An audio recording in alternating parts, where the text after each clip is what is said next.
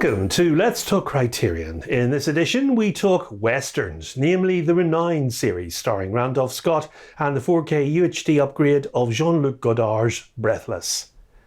Now, we got no UK Criterion releases this month as they're taking a break while they switch distributors, and hopefully they'll be back with the UK releases in the autumn. The Renown cycle is the designation critics have awarded a remarkable series of low-budget westerns from the late 50s, starring Randolph Scott and directed by Bud Buttiger. Seven Men from Now, 1956, The Tall T, 1957, Decision at Sundown, 1957, Buchanan Rides Alone, 1958, Ride Lonesome, 1959, Westbound, 1959, and Comanche Station, 1960. Now, technically, the first movie I mentioned in that cycle, Seven Men from Now, doesn't fit the brief because it was produced by John Wayne's company, Batjack. Now, Wayne had commissioned the first ever screenplay for this film from Burt Kennedy, but when it came time to make the film, Wayne was cowboyed out after having just finished The Searchers for John Ford, so he gave up the role to Randolph Scott and thereby inadvertently opened the door to a great creative team. Burt Kennedy continued to be part of that creative team, writing all the screenplays, although another writer was given the credit for Buchanan Rides Alone from 1958, because the story goes that his writer's wife was ill and he needed the money. And even though the writer's script was deemed unusable and Kennedy was brought on to rewrite it, he relinquished credit to the original writer. Now, for Western fans, it was like striking a rich vein of ore when the Criterion channel gathered all 6 of the Renown cycle westerns together, along with a documentary made by Taylor Hackford about Buttiger and talking mostly about his bullfighting days. Actor Randolph Scott has always been a favourite Western star for his always solid and mostly noble characters, but it wasn't until his last film, Sam Peckinpah's great 1962 Western Ride the High Country, that he got to play a rascal, and he did that very well too.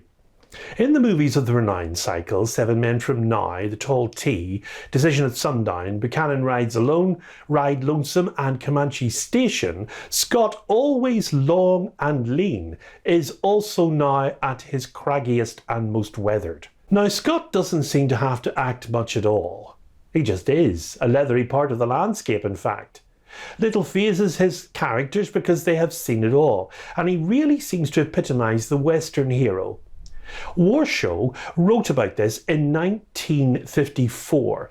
His melancholy, he says, comes from the simple recognition that life is unavoidably serious, not from the disproportions of his own temperament, and his loneliness is organic, not imposed on him by his situation, but belonging to him intimately and testifying to his completeness. Now, Kennedy's scriptwriting often begins in mystery, dropping us into a story that's already well underway, and we're left to wonder what exactly is going on, until all is revealed in a very short time indeed. Now, the longest of these 5 films is only 80 minutes long, and it's Buchanan Rides Alone, and the last 2 are tied for the shortest at 73 minutes each. Scott and Buttiger also made Westbound in 1959, but without Kennedy or Brown, so that must be why Criterion didn't include it in this collection. Buttiger himself didn't consider it part of the Renown cycle. Now, that's another thing that separates Buttiger from other Western filmmakers. The characters are not all black and white. There are shades of grey in good and bad characters. Several of the bad guys in these movies have ample opportunity to take Scott's character out without a single showdown. They might admit they could have killed him, but they also admit not being able to live with themselves had they done him like that. And that's highly unusual behaviour indeed for a film villain, but admirable nonetheless. Now, Randolph Scott had starred in westerns since the early 1930s, so his on-screen identity was defined. Buttiger alternately used those preconceptions and decided to subvert them. Now, Scott's a big, sturdy yoke of a man, often haunted by a backstory and its demons, for instance, frequently a wife who's taken from him. He makes a virtue out of opacity, and he's often hard to read, giving his most loaded lines a hard and flat delivery, frequently diverting the conversation from lofty talk to the business at hand. And he's very good at replying without saying anything as well. And because he never shows his hand, he's able to play his adversaries like a piano. Now, at other moments, he can insert a slight air of bemusement into his low, flat voice, moments when another lesser man might lose his temper, and he's so calm and cool that when he does finally raise a fist, it's a big deal indeed. His true identity and motivation is often kept until deep into these films. Decision at Sundown, for instance, even begins with him pulling a gun on his stagecoach drivers, offering the brief but tantalising possibility that he's actually the villain. And, of course, he's not only boxed into the man of a few words characterisation, but these allow him to show a paternalistic warmth, as in his relationship with a friend's son in The Tall Tea, giving us the memorable image of him riding around with several giant sticks of peppermint candy sticking out of his breast pocket, or indeed the soft, spoken kindness he shows the young Mexican man he stands trial with in Buchanan Rides Alone. "It was an honour knowing you," Scott tells him when they part company, and he means it. And in Comanche Station, when he senses the hesitation and doubt of a young gunman, he tells him simply, "Think it over, son." And there's quite a bit going on in that "son." Now, because Scott's so willing to play the anchor and so good at it as well, so solid and present, the supporting players, especially the villains, can really wild out. Lee Marvin, for instance, is magnificent in 7 Men from Now, threatening, insinuating and vaguely sexual. In The Tall Tea, the great Richard Boone conveys a grudging sense of respect that puts genuine suspense on the outcome, particularly when he appeals to Scott's sense of honour and fair play when he's got the drop on him. Claude Akins creates a vile villain in Comanche Station, but that allows some shading for his henchmen who know what they're doing is wrong, but a man sort of gets used to a thing. And when Dobie, played by Richard Rust, muses, "Sure, hope I am onto something," we're getting into weightier territory indeed than the typical Loader, and that's frontier poetry right there. Now, in contrast to those films, the villain of Decision at Sundown isn't a traditional outlaw. It's a respectable fellow in a nice suit, and a man about town about to be wed, who sends others to do his dirty work.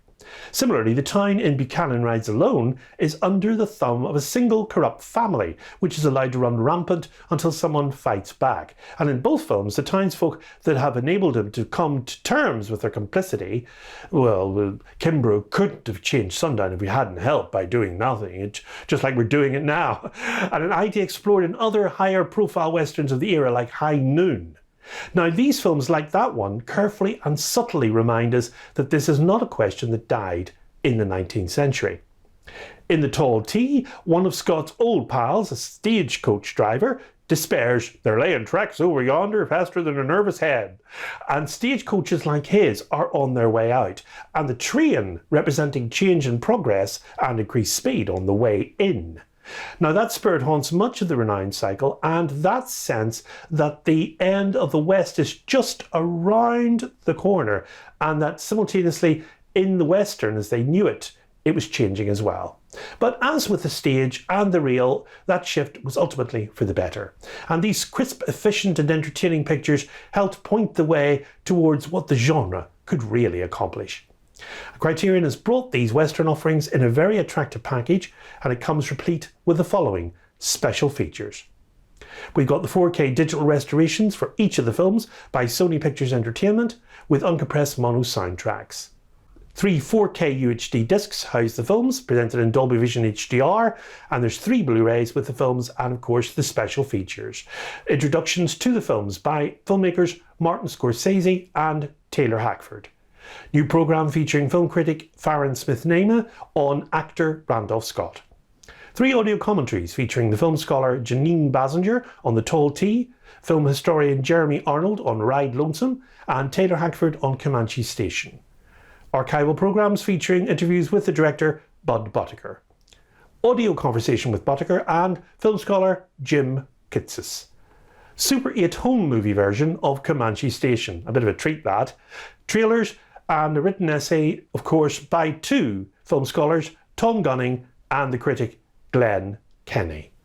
And the cover art for the series is by F. Ron Miller. These films seem to unfold in a world unto themselves, and they stake a claim between traditional westerns and the subversive genre revisionism of the 1960s, and they represent the crowning achievement of the underappreciated director Bud Buttiker.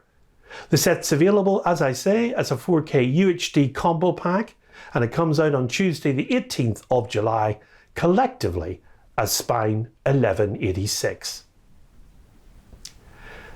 Jean-Luc Godard, known as the father of La Nouvelle Vague or French New Wave, has produced an illustrious series of movies, but perhaps one of the pivotal in his career undoubtedly is À bout de souffle or Breathless. Now, this film already has had its release in the Criterion collection back in 2014. It was a dual format edition, and again it came out in November 2016 as a Blu-ray edition only. Now, on July the 18th, it's released again as a 4K UHD upgrade, this time with the same packaging and features that it had before. It stars Jean-Paul Belmondo as a wandering criminal named Michel, and Jean Seberg as his American girlfriend Patricia. Now, the film was Goddard's first feature-length work and represented Belmondo's breakthrough as an actor as well. Breathless is an influential example of French New Wave, Nouvelle Vague cinema, along with François Truffaut's The 400 Blows and Alain Resnais's Hiroshima Mon Amour, both released a year earlier. It brought international attention to new styles of French filmmaking. At the time, Breathless attracted much attention for its bold visual style, which included then, of course, unconventional use of jump cuts. Upon its initial release in France, the film attracted over 2 million viewers, and has since been considered one of the best films ever made, appearing in Sight and Sounds magazines, decennial polls of filmmakers and critics on the subject on multiple occasions. And in May 2010, a fully restored version of the film was released in the United States to coincide with its 50th anniversary. Breathless was based loosely on a newspaper article that François Truffaut read in the News in Brief. The character of Michel Poissard is based on real-life Michel Bortaille and his American girlfriend and journalist Beverly Lynette. In November of 1952, Portaille stole a car to visit his sick mother in Le Havre and ended up killing a motorcycle cop named Grimberg. Truffaut worked on a treatment for the story with Claude Chabrol, but they dropped the idea when they couldn't agree on the story structure. Goddard had read and liked the treatment and wanted to make the film. While working as a press agent at 20th Century Fox, Goddard met producer Georges de Beauregard and told him that his latest film wasn't any good. De Beauregard hired Goddard to work on the script for Pêcheur d'Îlande, and after 6 weeks, Goddard became bored with the script and instead he suggested making Breathless. Breathless was processed and edited at GTC Labs in Joinville by lead editor Cécile de Souchy and assistant editor Lila Herman. De Souchy had said that the film had a bad reputation before its premiere as being the worst film of the year. Goddard said that there was a panache in the way it was edited that didn't match at all the way it was shot. The editing gave it a very different tone than the films we were used to seeing, and the film's use of jump cuts, of course, has been called innovative. Goddard's key collaborator on the film was the cinematographer Raoul Coutard, who worked with him many times, of course, notably on The Weekend in 1968, and it was only Coutard's 4th film, and his methods became legend. However, when they could not afford tracks, for instance, for a tracking shot, he held the camera and had himself pushed in a wheelchair. Harry achieved a grainy look that influenced many other fiction films that wanted to seem realistic. Harry scorned fancy lighting. Harry used handheld techniques even before lightweight cameras were available. Harry timed one shot particularly of Belmondo so that the streetlights on the Champs-Élysées came on behind him. There is a lovely backlit shot, for instance, of Belmondo in bed and Seberg sitting beside the bed, both smoking, and the light from the window enveloping them in a cloud. Now, the film is virtually packed with unique camera work and the use of the handheld camera, of course, especially in the Parisian sequence. The movie had a sensational reception, especially with the youth of the day. It's safe to say the cinema was permanently changed then. Young directors saw it and had abandoned their notions of the traditional studio film before they left the theatre. And many modern filmmakers have been influenced and inspired by its uniqueness and seeming abandonment of conventional cinema-making techniques of the time. The cast in Breathless consists of Jean-Paul Belmondo as Michel, Poissard Laszlo Kovacs, Jean Seberg as Patricia Franchini, Daniel Boulanger as Police Inspector Vital, Henri Jacques Huet as Antonio Berruti, Roger Hanin as Karl Zumbach, Van Dood as Van Dood, Liliane Dreyfus as Liliane, Jean-Pierre Melville as Parvusesco. Jean-Luc Goddard himself plays an informer. The disc for Breathless comes with a 4K restoration with uncompressed mono soundtrack, one 4K UHD disc of the film in Dolby Vision HDR, and one Blu-ray with the following special features. Interviews with director Jean-Luc Goddard, actors Jean-Paul Belmondo, Jean Sieber and Jean-Pierre Melville. Director of photography Raoul Cotard, assistant director Pierre Rission, and the filmmaker D.A. Pennebaker.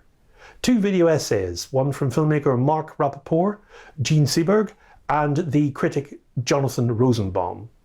Breathless as criticism. Chambre 12, Hôtel de Suède, that's a 1993 French documentary about the making of Breathless, featuring members of the cast and the crew. Charlotte et son Jules, a 1959 short film by Goddard featuring Belmondo. There's a trailer and an essay by the scholar Dudley Andrew, writings by Goddard himself, Francois Truffaut's original treatment, and Goddard's scenario. And cover art is the same as before, it's by Rodrigo Corral. With its lack of polish, surplus of attitude, anything goes, crime narrative, and effervescent young stars Jean-Paul Belmondo and Jean Seberg, Breathless helped launch the French New Wave and ensured that cinema would never be the same. The film has a running time of 90 minutes and it comes to the US collection as 4K UHD combo pack on Tuesday 18th of July, and it has its original spine number 408. And that brings this edition of Let's Talk Criterion to a close. Next time we'll be featuring One False Move from Carl Franklin. Until then, from me, above all, it's goodbye and good viewing.